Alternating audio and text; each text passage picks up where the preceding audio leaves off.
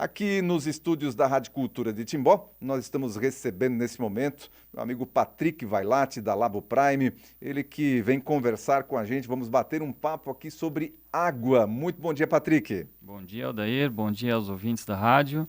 E eu quero dizer que é um prazer estar aqui falando sobre esse assunto tão importante que é a água.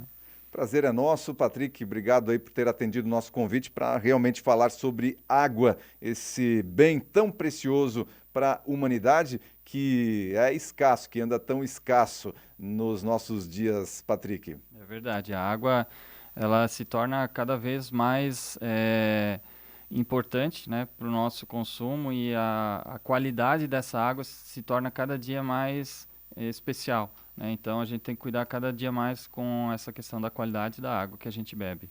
A Laboprime, inclusive, faz análise da água. Quais são os principais fatores que são levados em conta quando vocês fazem análise da água? Então, a água, nós temos no Brasil uma legislação, que é a Portaria 888, que ela dá os padrões de qualidade da água, os padrões de potabilidade da água. Então, a gente leva em consideração esses padrões que essa portaria fornece, para que a gente possa comparar a água que a gente está analisando com o que a legislação preconiza. Certo. E quais são os principais fatores ali, principais itens, indicadores da água? Você pode passar alguns para a gente ali?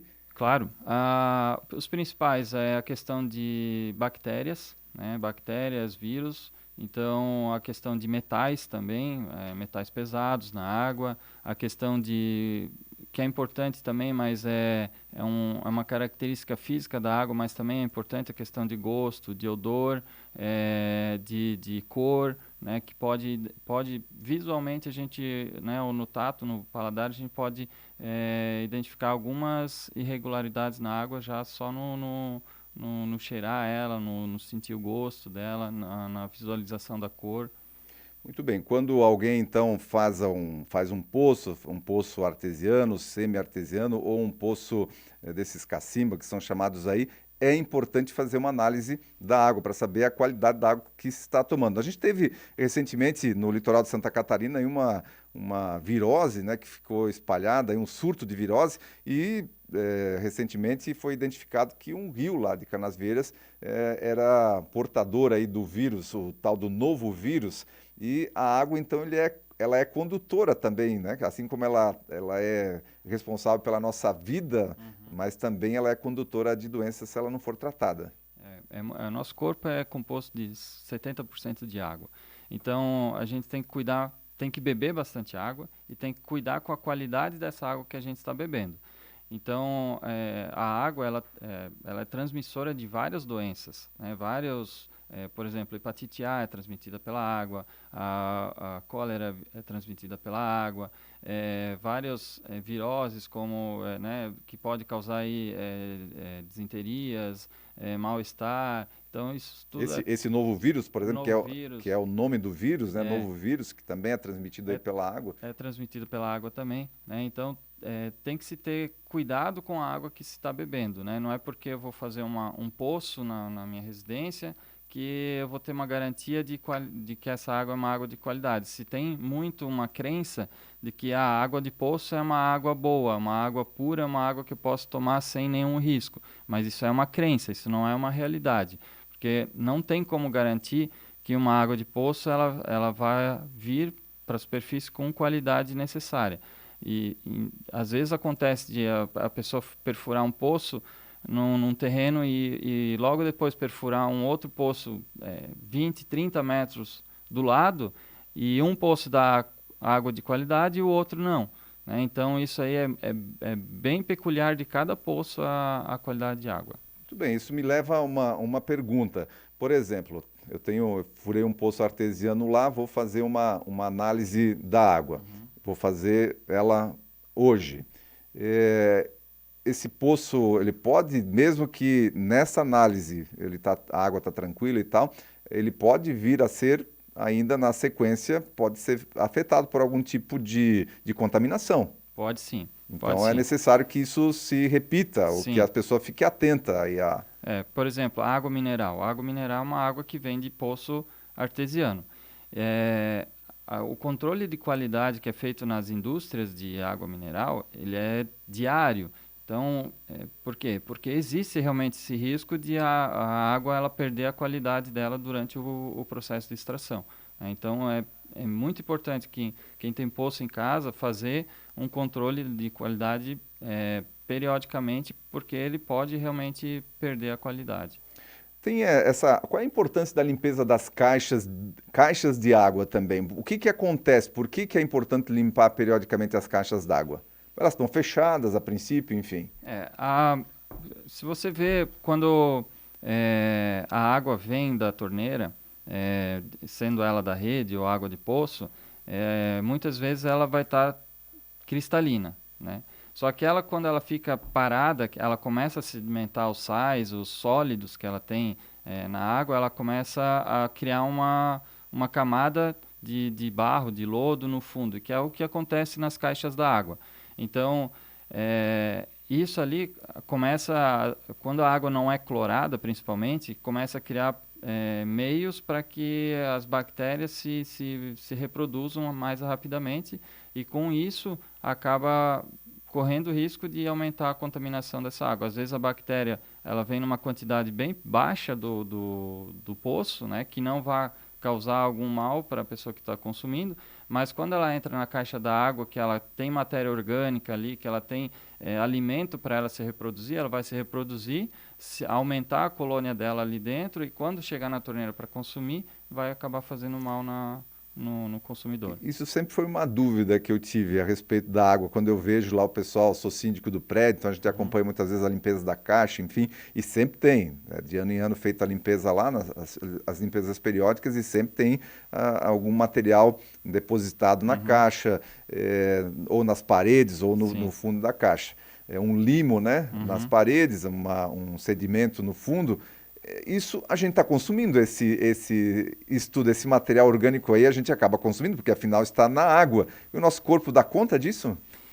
Acaba consumindo sim, né? O corpo ele se adapta, né? Então a gente passa por N situações na vida, então o corpo vai criando resistências, defesas, né? E claro que a importância da água chegar de qualidade na torneira, tu vai passar na caixa da água ali, tu vai ter esses contaminantes ali, e é importante que entre a caixa da água e o consumo tenha mais algum tipo de barreira, para que você tenha uma certeza, filtro. Algum filtro, né, algum processo de tratamento, mas comum é um filtro, né, um filtro de bancada, para que você tenha mais uma barreira para se ocorrer alguma contaminação durante a chegada até na caixa d'água, né? A gente tem um ponto aqui na cidade, por exemplo, lá em Tiroleses, lá no Travessão dos Tiroleses, tem uma bica d'água lá que é muito frequentada pelas pessoas lá que retiram, levam galões. Se passar lá agora, muito provavelmente tem alguém lá enchendo galão, enchendo garrafas de água para consumo. Aquele ponto lá, você tem conhecimento que a água lá é potável realmente? Então, eu conheço o local lá, né?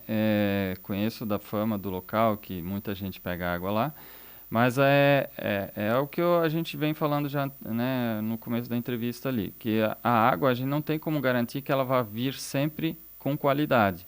Então, quando a água não passa por um processo de tratamento, não passa por um processo de exterminação de bactérias, vírus, ela fica no risco. Então, quem está consumindo esse tipo de água, até mesmo água de poço sem tratamento, assume o risco. Então, ela pode ser potável a vida inteira e, de repente, aparecer algum contaminante ali e começar a perder a qualidade dessa água. Então, ela, por todo mundo estar consumindo e ninguém está reclamando, provavelmente ela é uma água de qualidade. Mas é um risco, mesmo assim é um risco estar consumindo essa água, porque de uma hora para outra ela pode perder essa qualidade. Não se sabe até quando, não dá para garantir que vai ser sempre assim, Isso. Até porque quem garante, né, os tipos de contaminantes que podem ter daqui a pouco acesso a esse veio da água que está sendo consumida ali através dessa bica. E é isso também que eu gostaria de conversar contigo agora, passar para o nosso ouvinte. Quais são os tipos de contaminação a que um poço, por exemplo, está sujeito? Fala porque nós temos aí os três tipos principais, né? Aquele poço comum, tradicional ali, daí tem o semi-artesiano e o artesiano.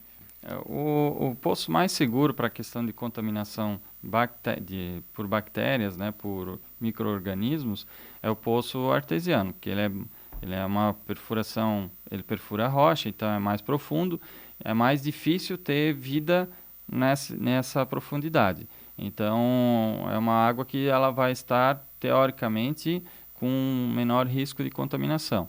Poço semi-artesiano e cacimba são poços que eles têm influência ou podem ter influência das águas superficiais. Então, às vezes, se chove demais, às vezes a água fica meio barrenta, pode começar a dar gosto, cheiro na água, dependendo da chuva. Às vezes está próximo a alguma fossa, alguma coisa assim, e pode começar a ter alguma contaminação cruzada ali.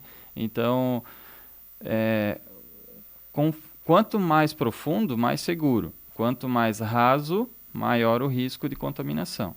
E mesmo que ele esteja, por exemplo, esses poços de cacimba, ele tem um tubo que tem ali, ou é tijolo, enfim, mas a contaminação acontece. A água, né? Porque a água vai entrar por algum lugar no poço, né? Então, junto com a água vai entrar a bactéria ali, ou o vírus, né? Que vai trazer a contaminação, né? Qual a distância segura aí para que um poço desse, que é mais superficial, tenha, por exemplo, a distância de uma fossa séptica? Não existe uma regra para isso, mas eu recomendaria pelo menos uns 30 metros de distância. Isso vai depender também porque o lençol freático é como um rio embaixo da terra. Então, se a fossa está montante, que é antes se o rio está né, vamos considerar que o rio descendo, a fossa está antes do poço, o risco de contaminação é gigante. Se a fossa está depois do poço, né, depois do leito do poço ali, a contaminação é mais difícil, se ele estiver jusante, né? Então vai depender Mas isso se consegue identificar qual é o melhor local também para se estabelecer se o lençol tá montante ou jusante? Como é que faz essa análise?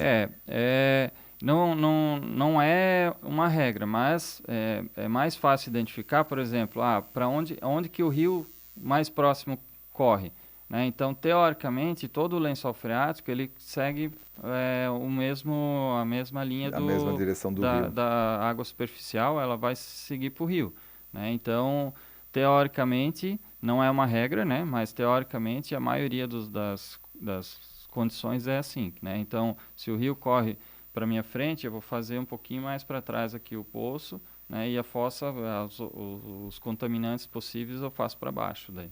Bom, resumindo toda a história, toda a nossa conversa aqui, Patrick, importante é o cuidado com a água. E a Laboprime hoje ela oferece esse serviço. Você pode falar um pouco da Laboprime, do serviço que vocês oferecem para a comunidade? Claro. A Laboprime é um laboratório especializado em análise de águas, análise de efluentes, de resíduos, análise de qualidade do ar também, né? Nós trabalhamos aí desde 2013 com esse tipo de análises, estamos certificados pelo Inmetro, pelos principais órgãos reguladores para esse tipo de serviço, né?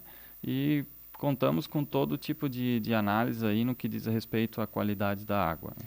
E como é que faz para entrar em contato? Onde é que é a localização da empresa? Nós estamos localizados na rua Fritz Lones, número 674. O nosso número de contato ali é o 3394-9990, né? E também tem nossas redes sociais aí, também Laboprime no Instagram, Laboprime no Facebook. Também é Então, um quem canal quiser de fazer uma contato. análise do seu poço, uma análise da qualidade da água, seja uma empresa que quer fazer algum tipo de análise físico-química também, Labo Prime está aí à disposição, você encontra nas redes sociais. A nossa entrevista está sendo gravada aqui também, fica à disposição aí nas nossas mídias sociais, tanto no Facebook quanto no nosso canal do YouTube. E a gente quer te agradecer, Patrick, pela presença nessa sexta-feira aqui para prestar essas informações tão importantes sobre esse bem tão precioso que é a água. Eu que agradeço a presença, o convite, e eu quero lembrar também ao ouvinte de que ele beba realmente água, né, que a água é importante ser consumida diariamente. Quando levantar de manhã, toma já um copo de água em jejum, porque o corpo desidrata à noite, então é importante levantar de manhã já tomar um copo de água para hidratar o cérebro, hidratar o corpo, né? E não esqueça realmente de fazer o consumo diário de água. E de água saudável. Água saudável, isso aí. Água limpa e saudável. Patrick, um abraço, obrigado, bom final de semana. Muito obrigado.